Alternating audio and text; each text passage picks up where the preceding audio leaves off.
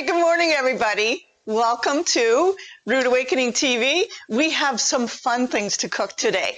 We have some fun ideas. We've taken some stretches with some tech, and we're going to do that for you today. So, first of all, thank you for everybody who has been tuning in on a regular basis and has been sending me photos. Last week we had Tara and Quinn, we had Nicole and Gage, and we had Eve.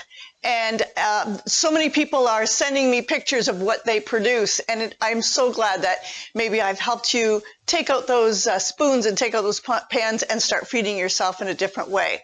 So today, we would like to take our first risk with some tech and see if we can show you what those people sent in to us last week. So the first video, Tara is a Kawartha Lakes real estate agent, busy, and she sells real estate and she takes care of her child, and they cooked last Sunday. So we have a video of them cooking what we did last week was chicken paprikash and spätzle, and Quinn did it. Here we go.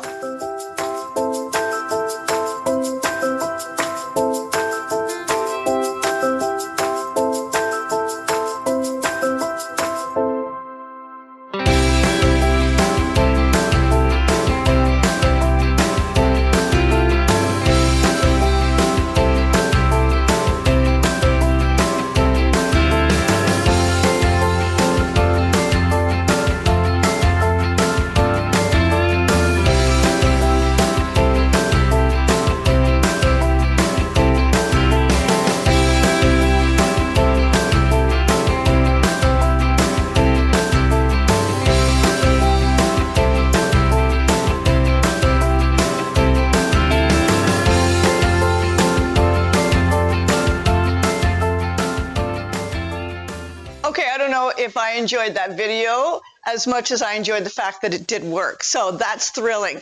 I'd like to bring attention also to the contest that's going on my Instagram. Thanks, Monique, for doing all of that for me. Now, if you like it, share it, and a whole bunch of other things. I'm not sure. Just go on and look at the instructions. You can be put into a draw for a free apron. And it's not just any apron. It's this apron. I made sure that I got an industry apron, something that you'd be proud to wear that says Rude Awakening Granola. So we're going to draw that on February 14th. So go on Instagram, share that, like that, tell everybody about it, get your name in there, and that draw will be February 14th. All of my drag kitties are here, and I welcome them. I know that Gage is here today, and Gage is going to be helping bake one of our special events today because he's 13 years old.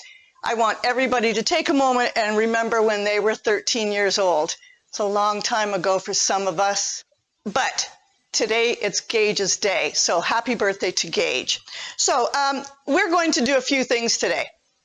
We're going to make some lava cakes, molten chocolate lava cakes.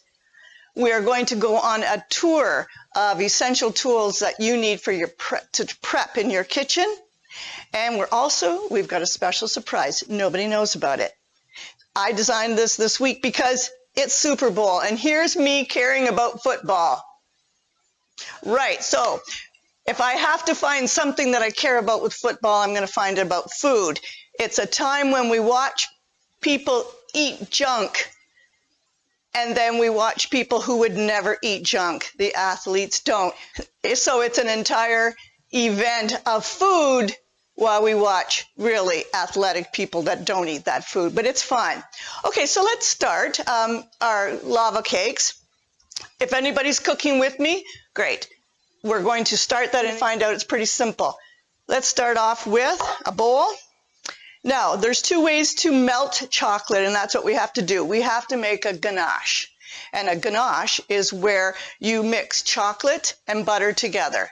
I have seen people do it with icing sugar and all kinds of things. No, it is butter and chocolate together. Two ways you can do it. You can put it over a steaming pot of boiling water, which is a bain-marie. The problem is, if any water gets on the bottom of your bowl, your chocolate is going to go crystally and it's going to go grainy. You don't want that. My foolproof method is to do it in the microwave. So let's start that process. So Nicole is cooking this along with us today, and welcome to Nicole. Welcome to everybody that's on the live chat right now. Nicole is going to try these, and this is going to be Gage's birthday, chocolatey, because he likes chocolate. This is going to be his cake. You would like, starting off with 188 grams of chocolate. You know, if you're going to put cheap chocolate in, you're going to get a cheap lava cake out. So, 188 grams. In the recipe, it also says it could be 1 cup. You can use a cup, it's just not accurate. So, you're going to put in 188 grams, 188 cups of chocolate. All right, let's break that up so that it can ease up a little bit in the melting process. So I watched a show last night on the Sip and See, Twitch TV Sip and See, and it was a karaoke, and they called it Scarioke, and yes, it was, but I got to see people who just threw it all out there and sang on Zoom, and I don't know if I would have that kind of nerve, and I'm glad to see there are people who are trusting enough to do that, but thank you for that, especially Bombay sang with the chicken. That's what she did. Okay, we're going to put this in the microwave. How long? Very little. Let's put it in for 25 seconds and see if that does that.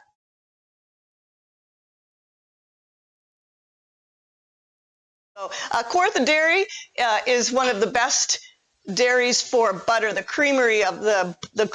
creaminess of their butter is second to none. So you'll see that I'm using Kawartha Dairy butter. You know, if you have a local dairy, try and find those products, because you're going to get a very good quality, and also their whole milk. All right, I hear it.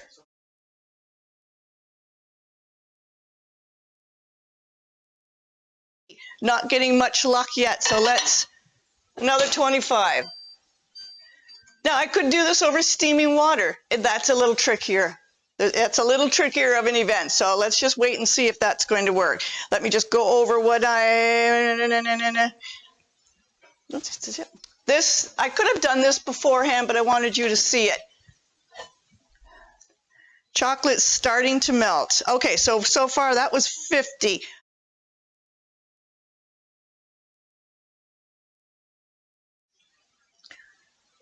Yeah, those clean ovens, this week we had a problem. I thought I was a smarty pants, and I cooked cinnamon buns in the oven in a springform pan. If anybody can put that together, you'd know that the butter melted and caused me chaos. All right, starting to melt. Yeah, starting to melt, and I've got 37 seconds. You'll see, this is going to be worth it. I hope Nicole's doing this in her microwave. Don't want to drip. Start that. I think 37 seconds is going to do it. I can see it starting to look pretty good. You just don't want to lose it. Okay, that's enough.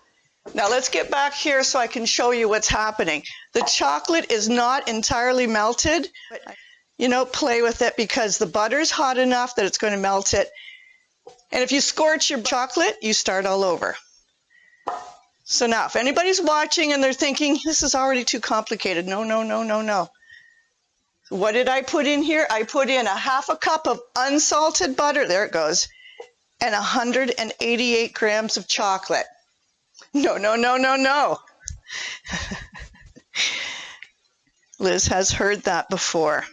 Look at that. All right, what do I have? Luscious, delicious. 1/2 cup of unsalted butter and 188 grams of delicious chocolate. This will give Liz a racing heart just to look at this. Did you ever get that? There's some people who eat chocolate and it makes their heart race. Isn't that the point? Okay, look at that. Delicious. Don't do anything but set it aside. I put it on the countertop so it has an opportunity to cool. Right, here we're going to go to the next part. 2 eggs and 2 egg yolks. Now, I don't have a bowl for this. I'm going to put it in this glass. Don't just throw all the eggs in. You don't want that. You could do this by hand. You could whisk this by hand. I don't want to, because it has to get very creamy. So there's 1 egg, second egg. Now my cameraman's laughing, so I know that I'm missing out on some good stuff. All right, careful. Egg whites here. How do you do that? I just use a shell. We want just the yolks. Scrape that yucky stuff off. You can use this later to make a meringue. Everybody says that, then they throw it away when no one's looking. Well, you could use it for your omelet the next day. Don't use the whites. 2 eggs, 2 egg yolks. Very satisfying. There you go. Don't forget to go over to Instagram and like the page, share the page, and get a chance to win this apron. I love this apron. Okay, what are we going to do next? We're going to put in half a teaspoon of instant coffee. What? You may say, it's optional. I have to put that in. Trust me, you do have to put that in. It doesn't taste like coffee. It tastes like chocolate. It brings out the chocolate flavor. Next thing we want is 3/4 teaspoons of vanilla. They're good. It is. Okay, a little bit more vanilla, but that never hurts. Okay, and a 1/4 cup of sugar, 1/4 cup of white sugar. If you want, I can put my recipe up. Okay, so we've got the recipe going up. We've got a 1/4 cup of sugar and half a teaspoon of salt. Remember, that was unsalted butter. That was in the ganache. So we should be okay to put half a teaspoon of salt. I hope it was half a teaspoon. Yep. Okay, let's blend this all up. So we're going to go to this camera now.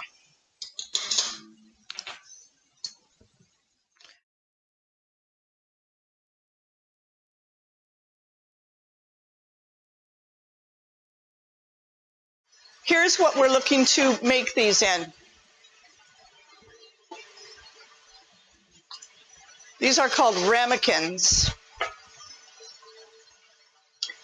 So these are 4 ounce, maybe. I think Nicole's baking with 6 ounce, and I've just ordered 6 ounce because I would prefer that, and I had to use this because I know I won't have enough. I'm going to turn it up a bit.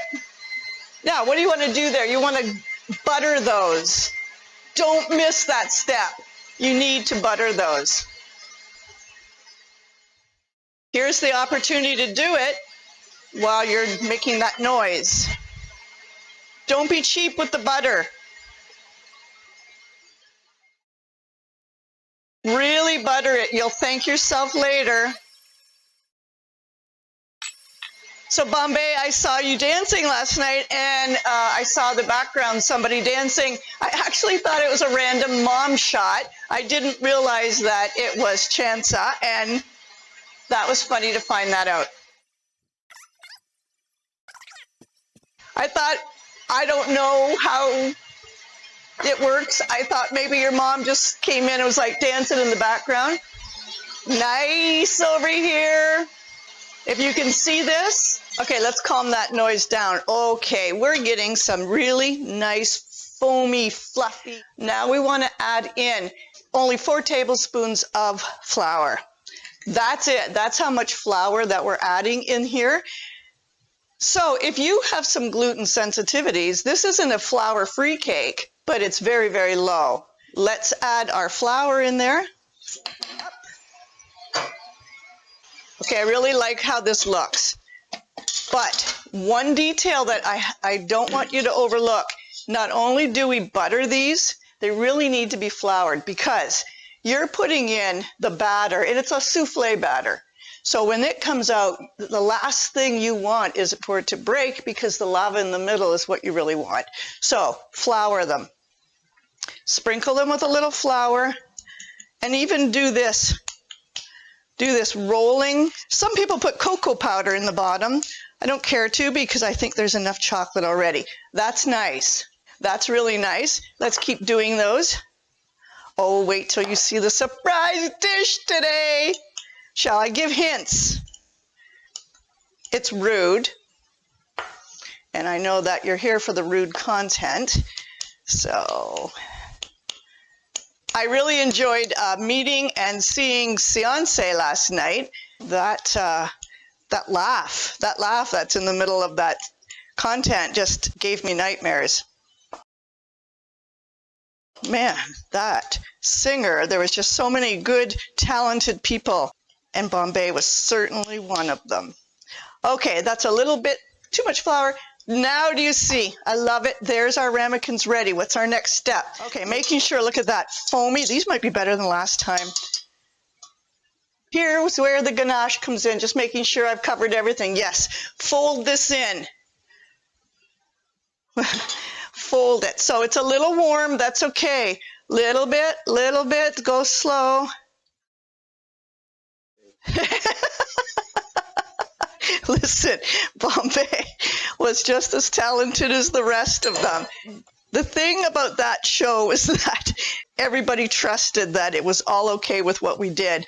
And I even considered calling in. But the only song I knew was Baby Got Back.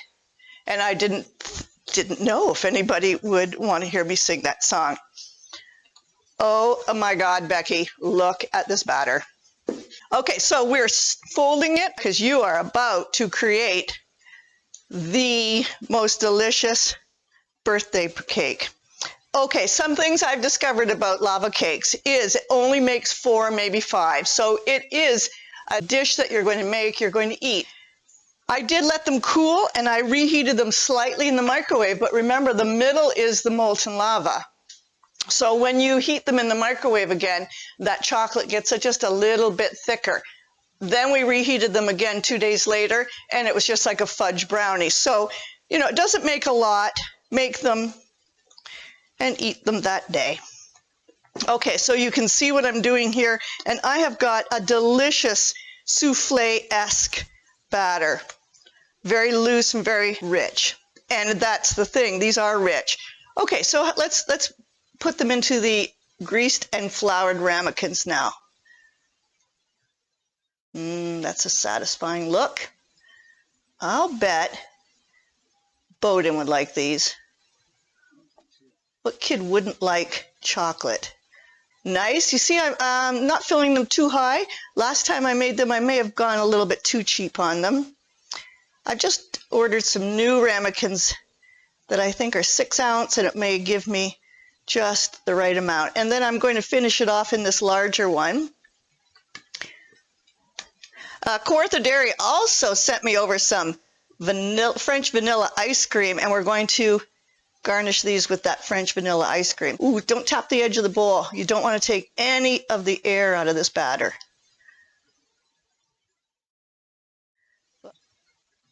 So you see, it's going to make probably 6 ramekins if I had that amount. And if I make them too big, I may have issues getting them out. I really think Liz would like this. Liz has had a week that I think she deserves this. Okay, what are we going to do now? We're going to put them on a tray. You just want to give a little protection because when you take them out, you don't want to go individually. You want to take them out together. So, are you up with those who are baking with me? I hope you're up to this point. These are ready to go in, and I've preset my oven for 450, and this is one of those times when you watch the oven. It has to be on 10 minutes. Lizzie deserves all the things right now she does. Okay, clean oven. Haha, no more butter burn. That goes in the middle of the oven, 450, and we're going to set a timer. My timer is really down. Okay, 10 minutes. That's done. Okay, I'm going to take the ice cream out of the oven, out of the freezer, so that those things have a chance to cook. Here's where we go into a mini series that I've created, and it's about essential tools you should have in your kitchen. So these things are prep tools, baking and cookware, utensils, storage, you'll see. But this is how I thought, instead of having all these things out, I would do the mini series. So we're going to take you to that video right now. And if you'd like to, jot down things, This is what I'm saying you need to start your kitchen off for a prep. There it is. Hi everybody, welcome to a mini series that I'm doing, and I'm going to be going through essential tools that every kitchen needs. So it's a 5-part series, and today's just the first part of that. There is prep tools that you need, bakeware and cookware, tools and utensils, supplies, general supplies that you need in a kitchen, and appliances. So what I'm going to do is we're talking about things that you need essentially, not all the extras, and you may have many of these and you may have some of the extras, but we're going through the essentials. So today we want to talk about prep tools. First of all, well, let's do the knives. There's 3 knives that you need. You need a chef's knife, big chef's knife too. This one says, I think it's a 11-inch. This one says that it is, I don't know. But you need a utility knife and you need a paring knife. So these 3 knives will get you everything. Now, there's bread knives, there's serrated knives, there's all types of different knives. There's cleavers, there's chopping knives. But these 3, any chef's course will say these are the knives you need. So if you have these types, even if you wanted to take this one away and say, okay, I'm just going to have those 2, these 3 knives are something that you need in your kitchen. All right, the prep tools that you need: knives, cutting boards. So I have a wooden cutting board and I have a plastic sheet. The plastic sheets are great for moving around the kitchen. The wooden board is a little bit more stationary. It's also a little bit more care. The plastic ones, they get a little bit chopped up and you throw them in your dishwasher or some really hot water and you scrub them. That's easy. The cutting board is going to need some care. It might need a little bit of roughing up every once in a while and oiled, and you can't put this in water. So out of these essentials, even if you've got a smaller one, a wooden board and a plastic board are part of the prep tools for an essential kitchen startup. All right, next, mixing bowls. I do this, you can use even a towel. I do this just so I can stack in my cupboards and they won't chip. These are the 2 mixing bowls that are really handy.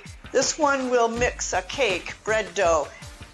It'll double up as a salad prep. It'll double up as a mixture for some pasta meat or meatloaf, whatever. This is the size that you can use for just about everything. And then here's a smaller one. This one is good to make a brownie mix. It's good to make chopped vegetables ready to be put into a soup. So these 2 size bowls, and you notice that I just use clear glass bowls. These are Pyrex. There's all types of names. There's Fire King.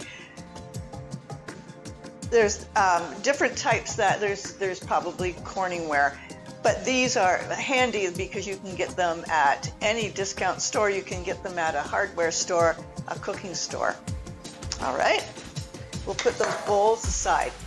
What else do you need for measurement? So let's put the tools that you're going to measure with. So 1 cup measuring cup. Most of us may have a 1 cup, a 2 cup, there's 4, 8, there's 12 cups. But you can make as many trips to your flour with this one, or this is a liquid measuring cup. But if all you have is 1 measuring cup, you can have this. Some of you may just use a coffee mug, but be careful with that. It's not always 8 ounces. So depending on if you've measured out your coffee mug and you want to continue to use that, but 1 cup measuring cup. You're going to need some type of spoons, measuring spoons for dry ingredients or wet ingredients. So these are nesting ones, and I find that they take very little room, and I like that they take very little room. So you can see that this set has everything from 1 tablespoon to a 1/4 teaspoon. And these are the type, I think I've shown you these before. They have dry ingredients and wet, the other way around, sorry, wet ingredients and dry, and they're shaped like this so that they go inside the spice jar. You can get these at a dollar store. You can get these at a hardware store. or you can get them on Amazon or at a cook shop. I like them also because they're magnetic, but mostly that they nest, and that's a real space saver. Okay, measurement tools. Cup, spoons, a thermometer.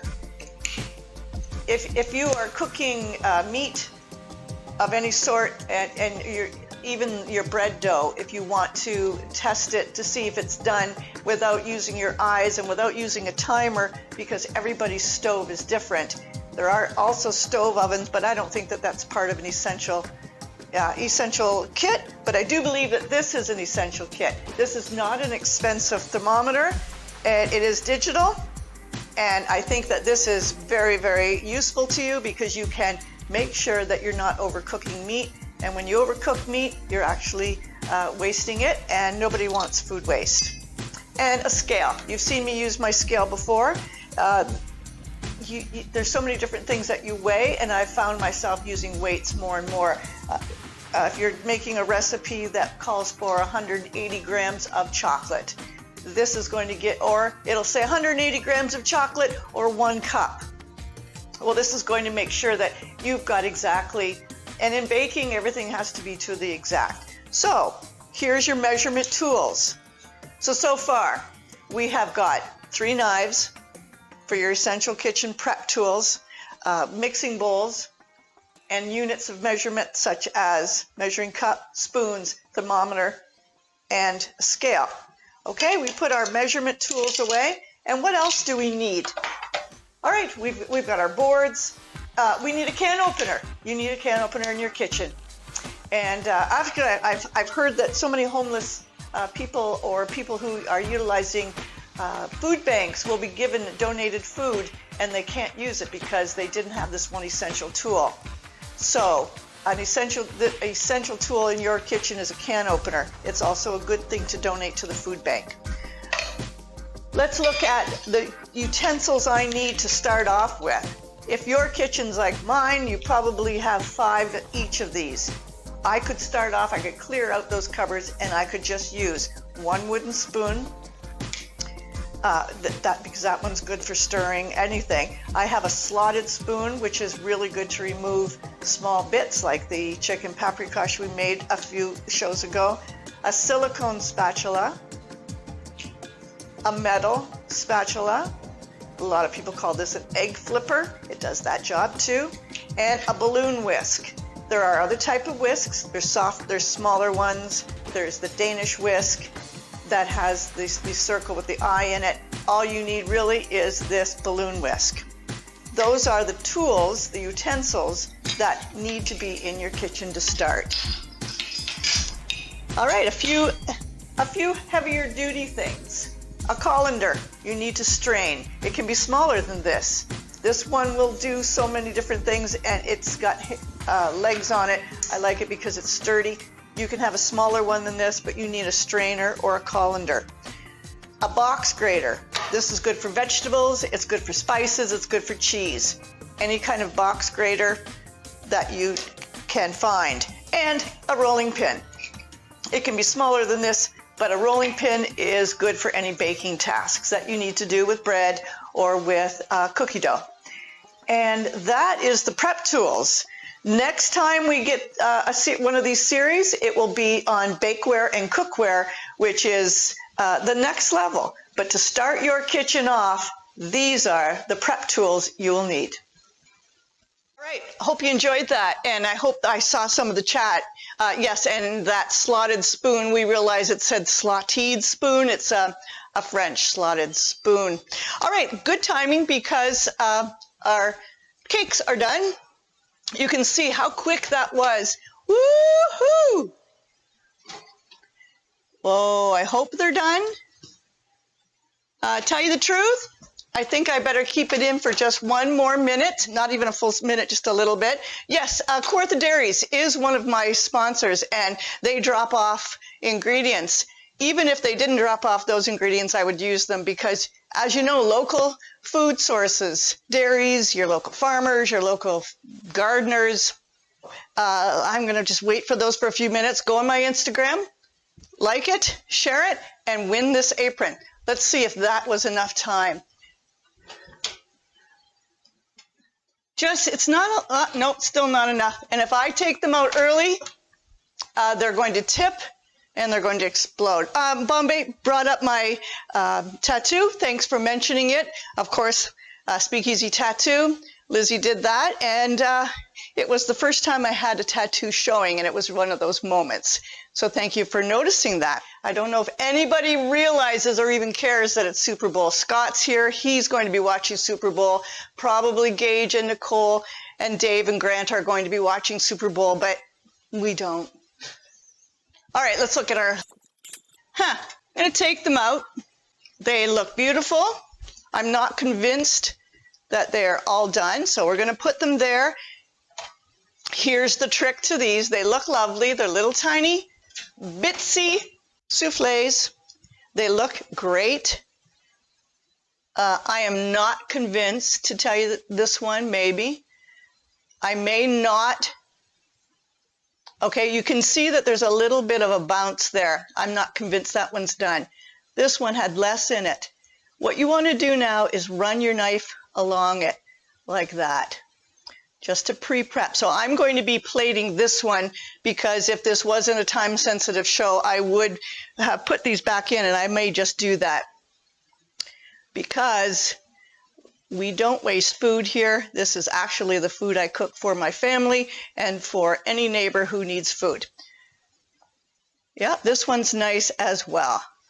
I might be able to plate it. Just gently take that out. This might even cook a little bit. So we're going to plate that one and that one. And if you buttered and floured your ramekin, it should be okay. This is tricky. Going to go like this. Woo! Yeah, that's how you do it. Okay.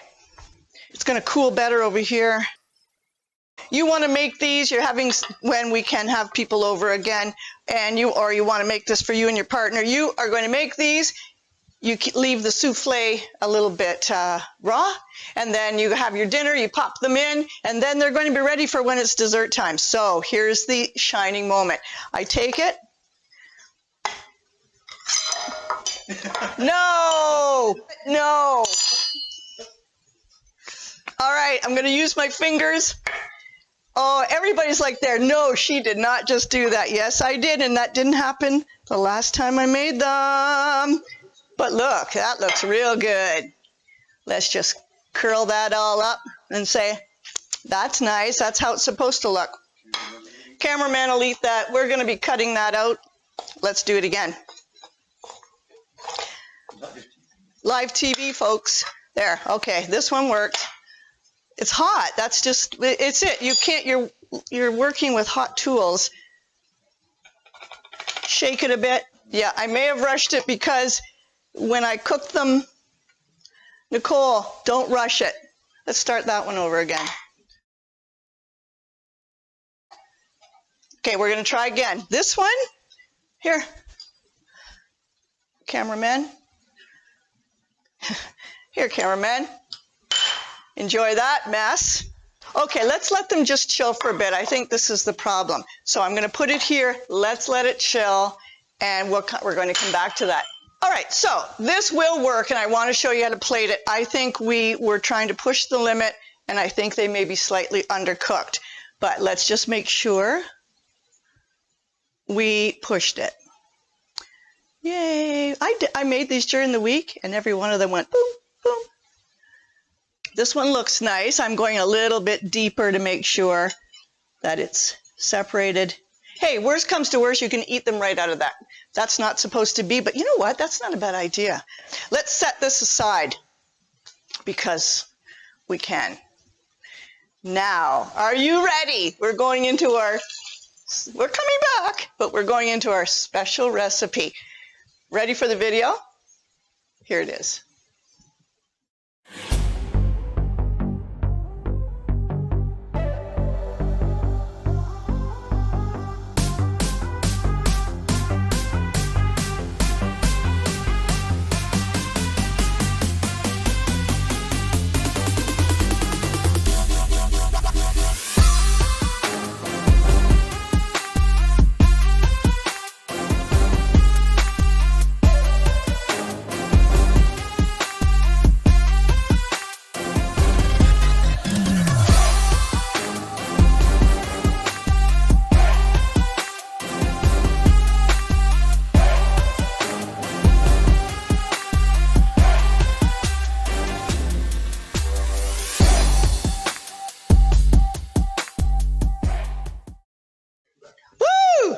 That was great. Okay, here's our special recipe.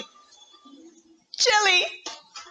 My kids were raised on chili, but it's not just your average chili. So now you see what we're going to do today.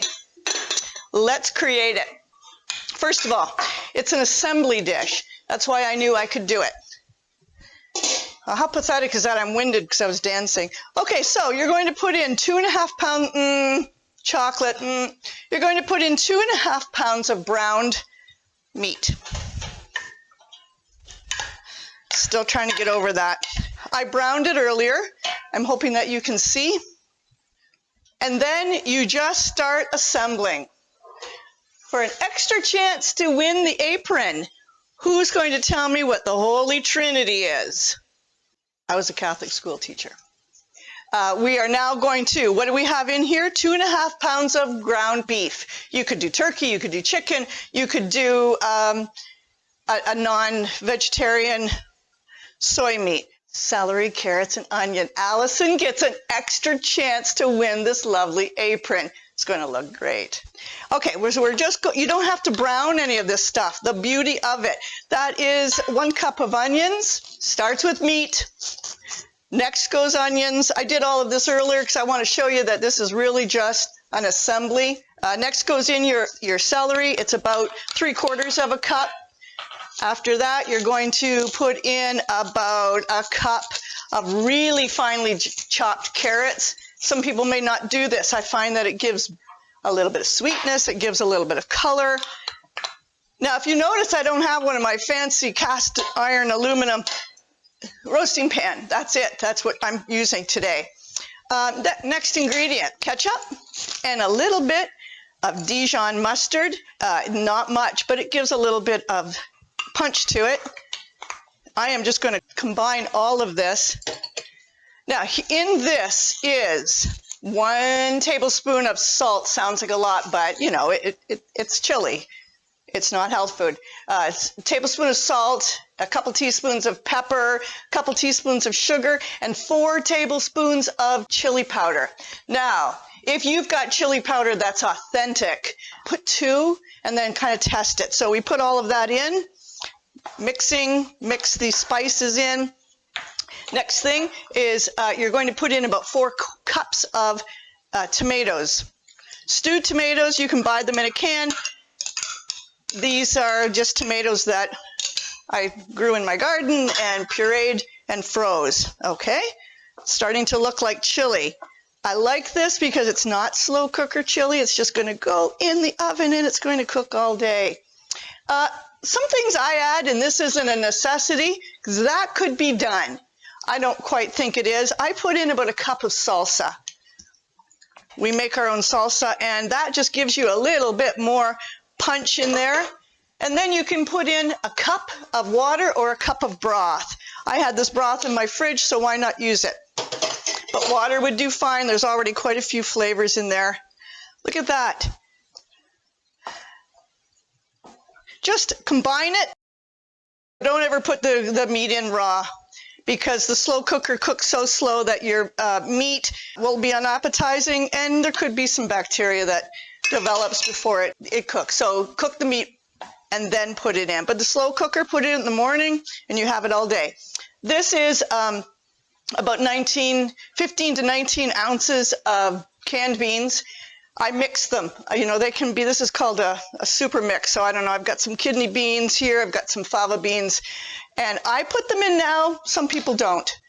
Some people wait till a little bit, but I put them in now so that you'll have that flavor and that thickness.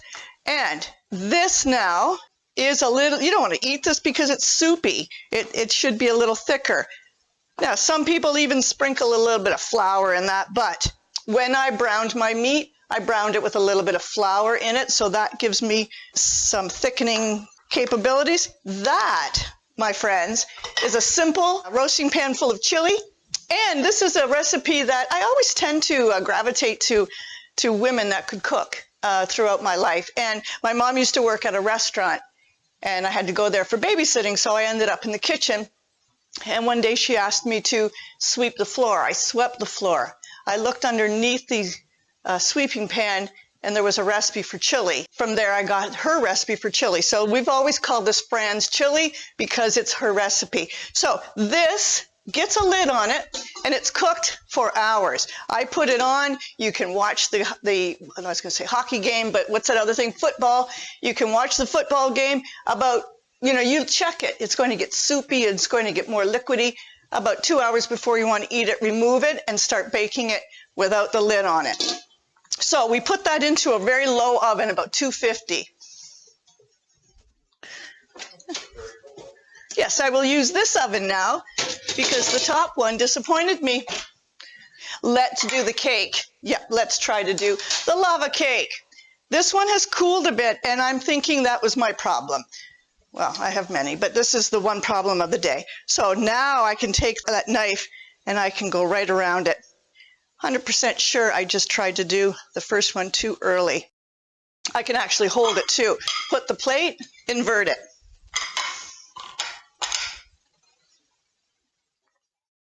It happened. Okay, it happened. It doesn't look, great yet. You have some tricks to do with it now. Dress it up. This isn't much of a display. It's not much of a presentation. So I have some extra chocolate sauce here. It was melted. So I'm going to drizzle that chocolate on there. Liz is like, yes, I want that. Yeah. These are so simple to make. Yes, you saw me make a little mistake because I rushed it. Lesson learned, don't rush it. Look at that. That's nice. And that's not going to go to waste. We'll still eat those. They just don't look pretty. Put a little bit of snow on it, go over to the edge. Look at that dressed up. Pretty. And then these were washed, put back in. Put a few raspberries there. That's looking nice. And then the topper, the best part about this is the Kawartha French vanilla ice cream. Perfect timing. Kawartha Dairy is known for their ice cream all over it. And I've seen cooking shows do this. Who's the first one to get a bite? Me. Well, I want you to, okay, we just plated this. It looks beautiful. What's inside of there is, because you cooked it slow, and that's why when you cook it in a microwave, you're cooking from the inside out. Check this out. And there you have it. Yeah, there it is. And so you take a little bit of the ice cream. You take a little bit of that cake.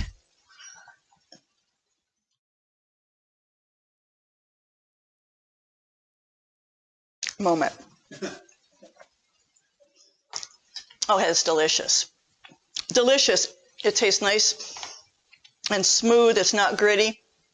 Cameraman is making motions that he wants to finish it. Yeah, that was great.